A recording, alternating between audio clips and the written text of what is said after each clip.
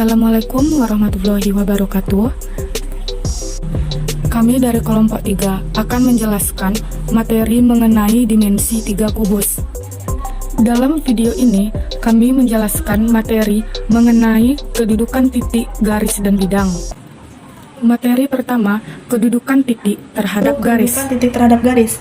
Nah, di sini kedudukan titik terhadap garis itu ada dua. Yang pertama adalah titik terletak pada garis. Lalu yang kedua adalah titik terletak di luar garis.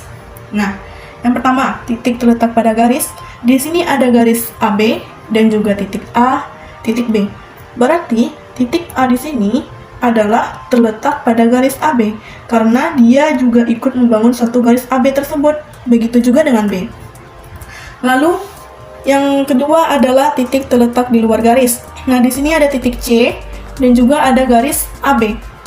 Nah, berarti titik C di sini itu terletak di luar garis AB karena dia tidak ikut membangun suatu garis AB tersebut. Nah, untuk lebih jelasnya kita langsung saja masuk ke contoh soal. Nah, di sini ada 4 soal. Tentukanlah kedudukan titik terhadap garis pada kubus. Kita langsung saja masuk yang pertama, yaitu tentukanlah kedudukan titik E terhadap garis EF. Titik E terhadap garis EF di sini. Nah, berarti titik E ini juga ikut membangun suatu garis EF. Berarti titik E terletak pada garis EF. Lalu yang kedua, tentukan kedudukan titik D terhadap garis GH.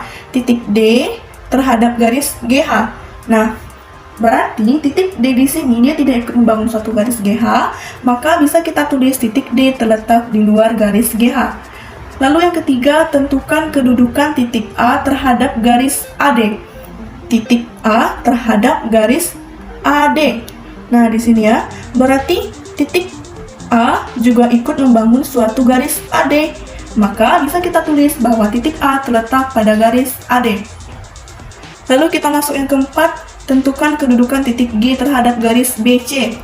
Titik G terhadap garis BC. Di sini ya. Berarti bisa kita peroleh bahwa titik G ini dia tidak menyatu dengan garis BC, maka dia titik G terletak di luar garis BC. Materi kedua, kedudukan titik terhadap bidang. Kedudukan titik terhadap bidang dibedakan menjadi dua macam, yaitu titik terletak pada bidang dan titik terletak di luar bidang. Titik terletak pada bidang yaitu titiknya berada di dalam bidang tersebut, sedangkan titik terletak di luar bidang yaitu titiknya tidak berada di dalam suatu bidang. Contoh, titik A terletak titik-titik bidang ABCD. Bisa dilihat titik A berada di dalam bidang ABCD, sehingga titik A terletak pada bidang ABCD.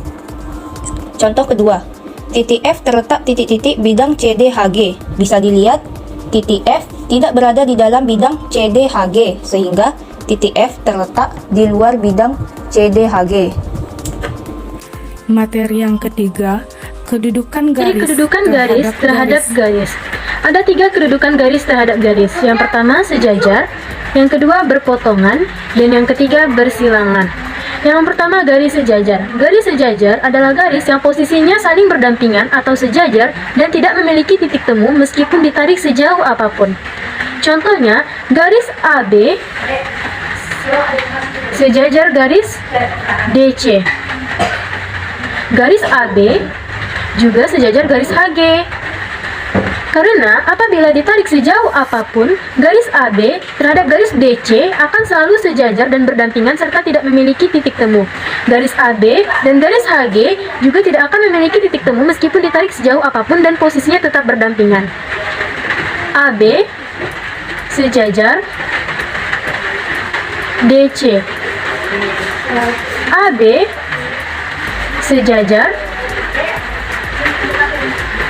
HG. Yang kedua adalah garis berpotongan. Garis berpotongan adalah garis yang memiliki titik temu atau titik potong. Contohnya garis EF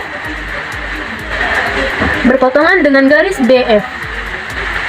Garis EF memotong garis BF karena memiliki titik temu di titik F.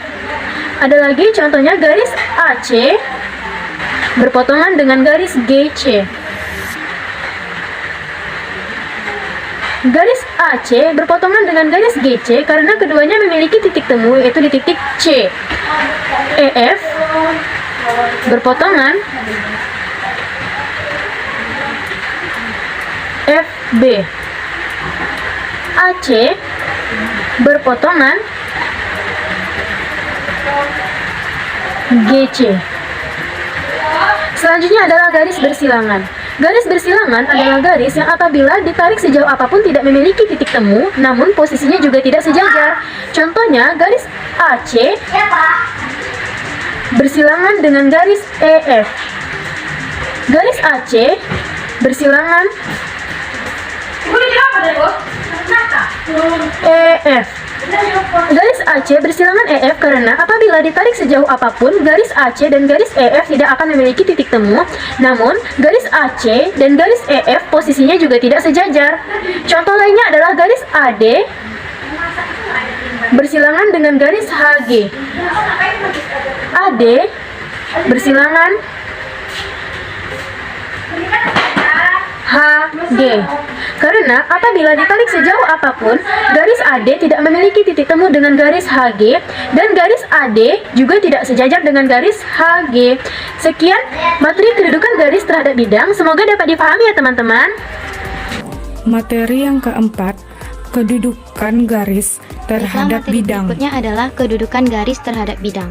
Kedudukan garis terhadap bidang dibedakan menjadi 3 macam, yaitu yang pertama, garis terletak pada bidang, yang kedua, garis sejajar pada bidang, dan yang ketiga, garis memotong atau menembus bidang. Garis terletak pada bidang apabila terdapat lebih dari satu titik temu. Contohnya, garis AB terletak pada bidang ABCD. Garis AB dikatakan terletak pada bidang ABCD karena ada titik temunya yang lebih dari satu, yaitu titik A dan titik B. Kita lanjut yang kedua, yaitu garis sejajar pada bidang. Dikatakan sejajar apabila garis dan bidang tersebut tidak memiliki titik temu. Contohnya, garis AB sejajar dengan bidang CDGH. Garis AB sejajar dengan bidang CDGH.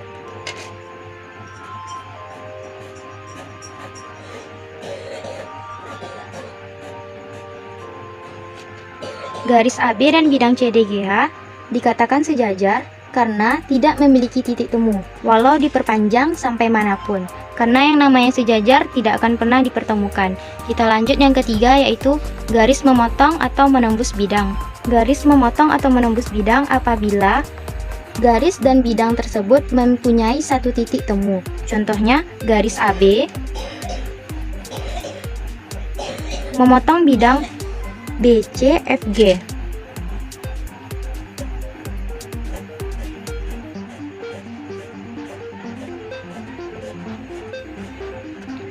Garis AB dikatakan memotong bidang BCFG karena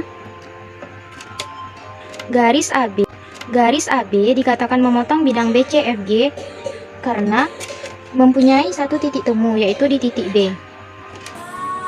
Dan materi terakhir mengenai kedudukan bidang terhadap Kedudukan bidang. bidang terhadap bidang itu ada 2, yaitu sejajar dan berpotongan.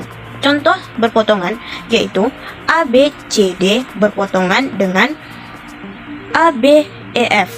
Kenapa disebut berpotongan? Karena dia memiliki titik temu yaitu A dan B, maka disebut berpotongan. Nah, contoh keduanya yaitu sejajar. Nah, kalau sejajar dia tidak memiliki titik temu. Contohnya ABCD dengan EFGH.